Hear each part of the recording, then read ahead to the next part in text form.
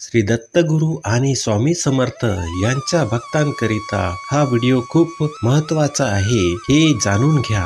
शिवजींच्या जन्माचे खरे रहस्य, माता पिता आणि उत्पत्ती। नमस्कार, हर हर महादेव। कमेंट मध्ये नक्की लिहा आणि व्हिडिओला लाईक करायला विसरू नका। आपण लहानपणापासून ऐकलं की भगवान शिव यांचा ना आदी आहे ना अंत, ते अजन्मे आहेत आणि स्वयंभू आहेत। याचा अर्थ त्यांना आई वडील नाहीत, पण अनेक पुराणांमध्ये शिवजींच्या उत्पत्तीबद्दल आणि त्यांच्या माता पित्याबद्दल उल्लेख आढळतो। आज आपण जाणून घेणार आहोत श्रीमद देवी महापुराणानुसार शिवजींच्या जन्माचं खरं रहस्य आणि त्यांचे खरे माता पिता कोण। श्री शंकर, सदाशिव आणि निराकार ईश्वर भेद जाणून घ्या। सर्वात आधी एक महत्वाचा भेद समजून घेऊ। जेव्हा आपण शिव म्हणतो तेव्हा आपण निराकार ईश्वराबद्दल बोलत असतो, ज्याला कोणताही आकार नाही।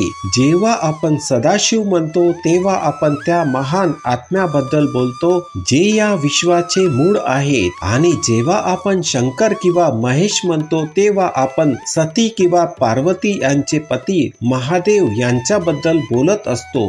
बरेच भक्त यातील फरक ओळखू शकत नाही आणि सर्वांना समान मानतात। शिवजींचे माता पिता काल, सदाशिव आणि आदिशक्ती माँ दुर्गा। श्रीमद देवी महापुराणानुसार एकदा नारद मुनींनी त्यांचे पिता ब्रह्माजींना विचारले, या सृष्टीची सुरुवात कोणी केली आणि भगवान शिव, विष्णू आणि तुमचे स्वतःचे पिता कोण आहेत? ब्रह्माजींनी तेव्हा उत्तर दिले की प्रकृती रूपी माता दुर्गा आणि काल, सदाशिव हेच त्यांचे माता पिता आहेत। याच दोघांनी त्रिदेवाची ब्रह्मा, विष्णू आणि शिव रचना केली आहे। काल, सदाशिव हेच आदी परमेश्वर आहेत, ज्यांच्यातून सर्व काही उत्पन्न झाले। प्रकृती रूपी माँ दुर्गा, सदाशिव यांच्यामध्येच शक्ती रूपात त्या नेहमी विद्यमान होत्या। त्यांना 8 भुजा होत्या आणि त्या प्रकृती रूपी माता दुर्गा भवानी म्हणून ओळखल्या जातात। म्हणजेच काल, सदाशिव आणि पराशक्ती अंबिका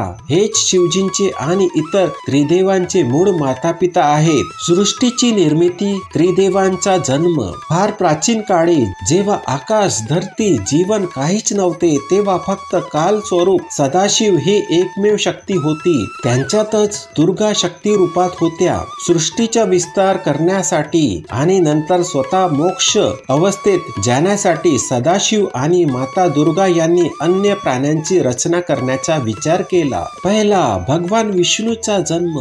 सदाशिव यांनी आपल्या डाव्या अंगातून भगवान विष्णूंना प्रकट केले। दुसरं, ब्रह्माजींचा जन्म। यानंतर त्यांनी आपल्या उजव्या अंगातून ब्रह्माजींना उत्पन्न केले आणि लगेचच विष्णूंच्या नाभीतून निघालेल्या कमळाच्या फुलावर त्यांना बसवले। या प्रकारे ब्रह्माजींना सृष्टी निर्माण करण्याचे आणि विष्णूंना पालन करण्याचे कार्य मिळाले। रुद्र, शिव यांची उत्पत्ती आणि कार्य। पुढे जाऊन ब्रह्मा आणि विष्णू यांच्यात श्रेष्ठ तत्वावर वाद झाला, तेव्हा त्यांच्यामध्ये एक विशाल प्रकाशस्तंभ प्रकट झाला। हे ज्योतिर्लिंग रूपात स्वतः काल, सदाशिवच होते। त्यांनी सांगितले, पुत्रांनो, तुम्हाला सृष्टीचे जन्म देण्याचे आणि पालनाचे, चालवण्याचे कार्य मिळाले आहे। त्याचप्रमाणे माझा एक तिसरा रूप आहे, तो म्हणजे रुद्र, ज्याला मी संहार, विनाश कार्याच्या निर्मितीसाठी उत्पन्न केले आहे। सदाशिव यांनी हे देखील स्पष्ट केले की रुद्र हे त्यांच्यासारखेच आहे। त्यांच्यासारखे वस्त्र, वाहन आणि शस्त्र